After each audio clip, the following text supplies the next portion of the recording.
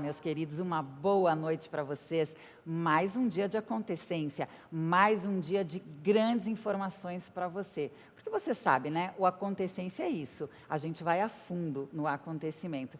E hoje a gente vai falar de um tema super polêmico aqui. Se essa rua fosse minha e aqui na minha sala de estar, convidados especiais. Nós vamos falar de mobilidade, nós vamos falar de prefeitura, vamos falar de mulheres em São Paulo. Para começar, quero apresentar Luiz Fernando Ferrari. Tudo bem, Luiz? Tudo bem. Muito bom, obrigada por estar aqui conosco. O Luiz, ele é vice-presidente da Abifer. Danon, Alberto Danon, comunicador especialíssimo aqui conosco também. Boa noite, Alberto. Boa noite, é um prazer participar desse programa que já é um sucesso. Obrigada, Danon. E Cris Kerr, uma querida que trabalha com o Fórum Destaque de Mulheres, vai nos contar tudo aqui, né? Sim, boa noite, obrigada pelo convite. Vamos falar sobre mulheres hoje. Que bom. E para começar, a gente vai falar com o Danon. Danon, vou te colocar na fogueira. Fala para mim, nessa prefeitura que a gente tem em São Paulo, da nossa cidade de São Paulo, o que hoje você faria para melhorar a cidade de São Paulo? Então, em primeiro lugar, a cidade de São Paulo não é uma cidade fácil. Não é? Uma cidade bastante complexa, com suas particularidades. Mas a primeira coisa que eu faria hoje é, primeiro, uma enquete para sentir as maiores necessidades e ver o que realmente dá para fazer. Existe um conceito hoje de smart cities, cidades inteligentes. Okay. E hoje, com o uso de aplicativos e com o uso cada vez mais amigáveis dos celulares, dos tablets, dá para se fazer uma cidade bastante produtiva. Por exemplo, a pessoa precisa esperar um ônibus. Okay. Para que ela vai ficar ao relento ou, eventualmente, daquelas marquises, mas ao frio e tal? Ela vê pelo celular a hora que ele estiver chegando, 5 minutos antes ele se dirige ao ponto, pelo aplicativo, ou seja, Nossa, smart que cities, facilidade. não é? Então a ideia, em primeiro lugar, é termos um prefeito smart, o que nós não temos, infelizmente. E aí depois, com essa cultura, né? Exatamente, por isso smart que eu digo, com inteligência e vontade de fazer. E depois colocar modernidade à cidade. É uma metrópole que, na verdade, é um país. Verdade. Então tem que ser bem pensado e, consequentemente, a sua comunicação também tem que ser bem pensada, porque não adianta só fazer, mas tem de parecer. Nossa, que excelente. Cris, me fala uma coisa. De tudo isso que o Danon trouxe, aliás, ele já trouxe temas interessantíssimos, essa história de aplicativo, nossa, adorei. Você concorda com ele? E como que as mulheres estão lidando com isso hoje em São Paulo? Eu concordo, eu acho que com os aplicativos melhoraria muito, eu acho que a nossa vida das mulheres melhorou muito já, por exemplo, com o Waze, ou seja, a gente não precisa perguntar para ninguém como é que você vai, simplesmente com o aplicativo você sabe quanto tempo você vai chegar, então ele... Qual o melhor caminho qual o melhor vai fazer? caminho, o caminho sem trânsito. E ontem eu estava vendo, interessante, um aplicativo que agora a Zona Azul também você vai ter pelo aplicativo. Então, você não vai ter que sair para comprar, pagar mais caro por isso. Você já baixa o aplicativo no seu celular, coloca que você está ali naquele local e ele já computa automaticamente quando o guarda passar, checando se você está com a Zona Azul. Nossa, olha que interessante. Só uma parte. Muito interessante a ideia, gostei muito. Mas a prefeitura, com caráter eleitoreiro, lançou agora, só que o aplicativo só vai estar à disposição em dezembro. Isso só é um depois absurdo, das eleições. Um absurdo. Obviamente, aí fica difícil também, né? Eu me incomodo muito com essa questão de você, em ano de eleição, fazer várias coisinhas, né? Fazer várias coisinhas para chamar a atenção. Eu acho que as ideias, elas estão aí. A gente tem visto em vários programas, né, vários comunicadores passam isso para nós, né? Só que, infelizmente, a coisa vai se perdendo, e ano de eleição, grandes ideias acontecem, né? Ferrari, você como cidadão, né? Você morador, cidadão, vai para cá, vai para o mundo inteiro. O que você vê na cidade de São Paulo? O que você gostaria, primeiro como cidadão, né? Depois a gente vai entrar um pouquinho na tua área, as melhorias para São Paulo? Bem, boa noite a todos. Obrigado pelo convite. Olha, eu tenho uma particularidade. Eu nasci em São Paulo e moro no máximo a 2 quilômetros, sempre morei no máximo a 2 quilômetros de onde eu nasci. Okay. Eu sou o típico cidadão paulistano. E eu vi a cidade, ela por essência e por sua natureza, ela é uma cidade caótica. E não tem solução. O ser caótico só tende no máximo se estabilizar. É difícil Não houve um planejamento, né, Eu ia Ferrari? exatamente chegar nesse ponto. Quer dizer, todas as medidas que tiverem que ser tomadas no sentido de melhorar a qualidade de vida das pessoas, passa por haver um planejamento.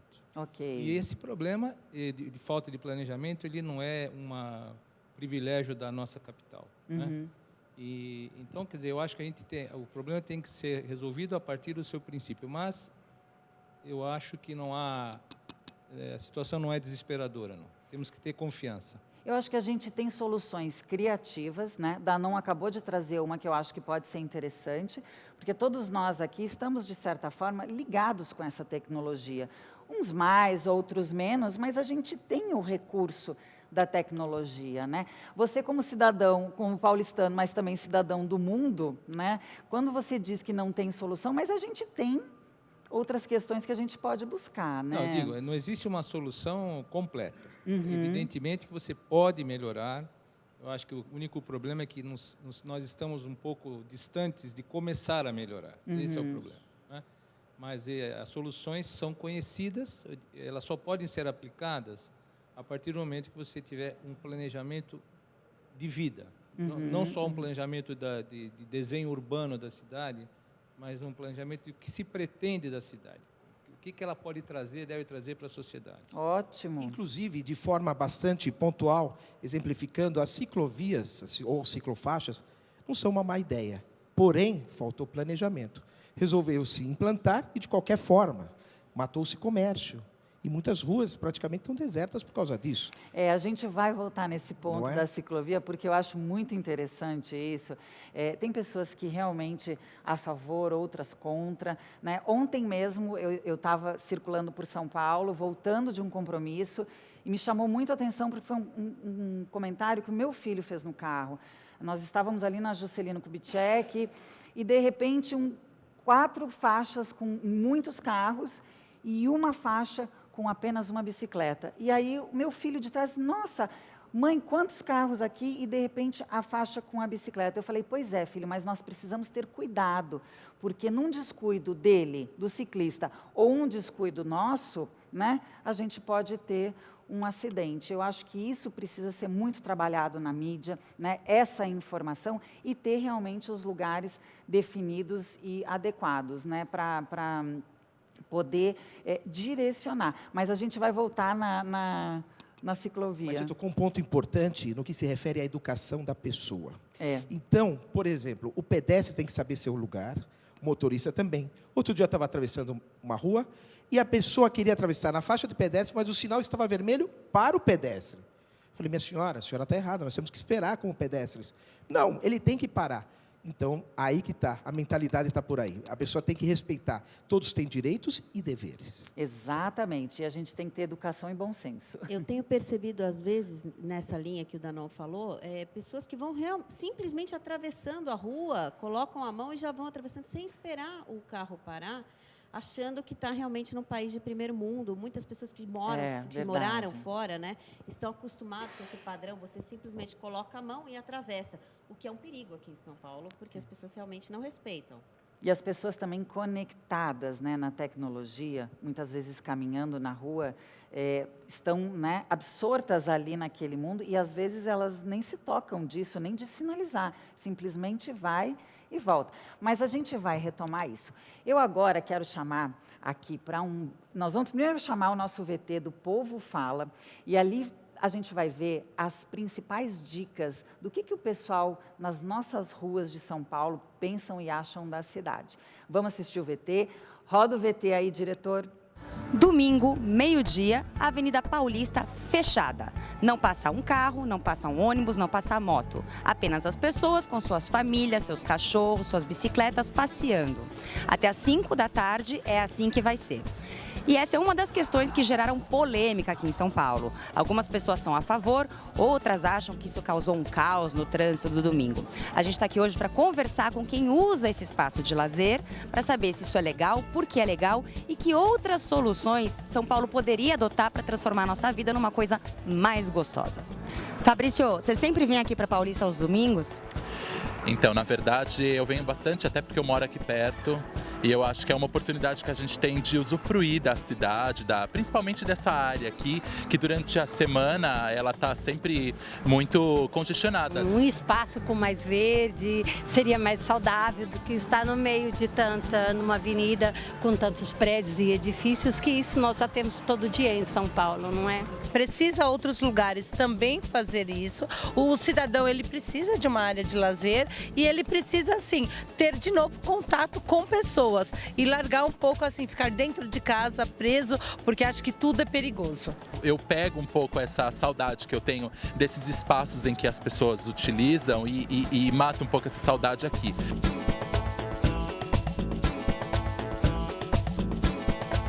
Eu acho que nem todo mundo respeita, né, a ciclovia, é muito perigoso, né, cruzamentos, tudo. Eu prefiro não me arriscar. Eu acho que se o povo tiver um pouquinho mais de cultura, de conhecimento, de leitura, de sociabilidade, tudo melhora. O ideal seria que o nosso metrô, a malha de metrô, fosse mais extensa. Ninguém tem dinheiro para pegar uma condução mais, pai de família. Talvez ter parques como esse que foi criado em outras áreas da cidade vão fazer com que pequenos comércios também aconteçam nessas áreas e as pessoas começam a ter oportunidades para ganhar, enfim. E com isso acho que esse deslocamento vai ser reduzido. Eu acho que o grande problema de São Paulo ainda é esse.